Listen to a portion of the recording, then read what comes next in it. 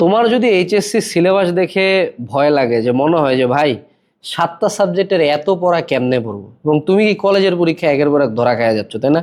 সামনে আবার টেস্ট আছে, এইচএসসি আছে। সো তোমাকে একটা লাইফ চেঞ্জিং বই দেখায়, যে বইটা দেখার পরে তোমার কাছে মনে হবে যে এইচএসসির পড়াশোনা সোজা। কিউএনএ এইচএসসি ভিতরে কেন আসলে সোজা, এটা আমি তোমাকে একটু দেখাই। দেখো, তুমি প্রত্যেকটা এই যে বাংলা থেকে শুরু করো, জ্ঞানমূলক কি কি ইম্পর্টেন্ট, অনুধাবনমূলক কি কি ইম্পর্টেন্ট, সুন্দর মতো দেওয়া আছে। জ্ঞান, অনুধাবন, তারপরে প্রয়োগ উচ্চতর দক্ষতায় যে কোন কোন টপিক থেকে কত কত সালে কোশ্চেন আসছে, কোন কোন আঙ্গিক থেকে। তুমি সায়েন্সের গুলাতে গেলে আরো ইজিলি বুঝাও, বা এখানে Bangla, English, ICT, physics, chemistry, math, biology সবগুলো সাজেশন দেওয়া আছে। হ্যাঁ, তুমি যে কোনো একটা সায়েন্সেরটাতে আমরা চলে যাই। দেখো, ফিজিক্সের ভৌত আলোক বিজ্ঞান, প্রথমে জ্ঞানমূলক প্রশ্ন কি কি ইম্পর্টেন্ট সব দেওয়া আছে, অনুধাবনমূলক প্রশ্ন কি কি দেওয়া আছে। এরপরে দেখো, গঘর জন্য বোর্ডে পাশ করার জন্য কি কি টপিক, অর্থাৎ পাশ করার জন্য কোন 5টা টপিক তোমাকে মিনিমাম ক্লিয়ার করে যেতে হবে। তারপরে বোর্ডে A+ পাওয়ার জন্য কি কি টপিক, তারপরে বোর্ডে প্লেস করার জন্য কি কি টপিক। এরকম করে 3 ধাপে টপিক বিন্যাস দেওয়া আছে। এখন শুধু টপিক জানে তো তোমার লাভ নাই, টপিকগুলোর উপর তোমাকে সিকিউ সলভ করতে হবে না। সো চলো তুমি সলিউশন পার্টটাতে যাও।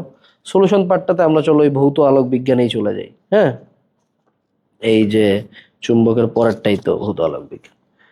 এই যে এইখানে আসো, ভৌত আলোক বিজ্ঞান। দেখো, এই যে ক খ গুলা আছে না, এই ক খ গুলার কিন্তু অ্যান্সার এখানে সুন্দর মতো দেওয়া আছে।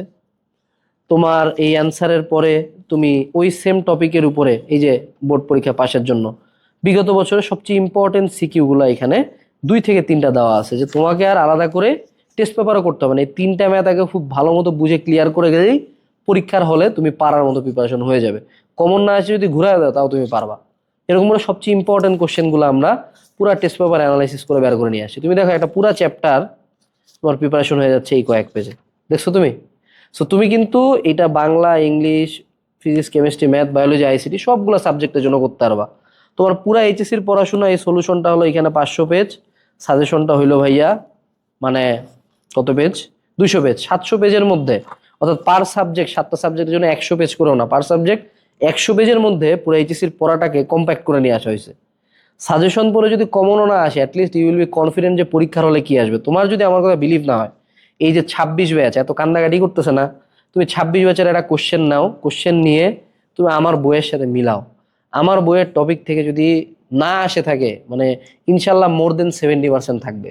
ভাই আমি যদি 700 পেজ পড়ে 70-র জায়গায় সাপোজ ভাই যদি 50%ও কমন পাই, তাহলে কি বোনাস না বাবা?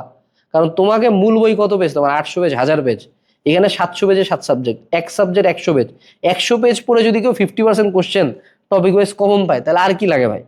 তো এই বইটা আমি বলবো যে অনেকে কিনে এইচএসসির আগে, আমি বলবো ভাইয়া এইচএসসিতে পড়াকালীন কিনবা। তাইলে মনে করো কলেজের পরীক্ষা পার হয়ে যাবা, তাহলে মনে করো টেস্টের আগে কনফিডেন্ট থাকবা। সাজেশন আলটিমেটলি প্রায় সেমই, এইচএসসির আগেও যা, এইচএসসির সেকেন্ড ইয়ার থেকেই তা। সো বইটা যদি অর্ডার দিতে চাও, ডিসক্রিপশনে লিঙ্ক দেওয়া আছে, অর্ডার দাও। এটা প্রতি বছর একটা করে বেস্ট সেলার অ্যাওয়ার্ড পায়।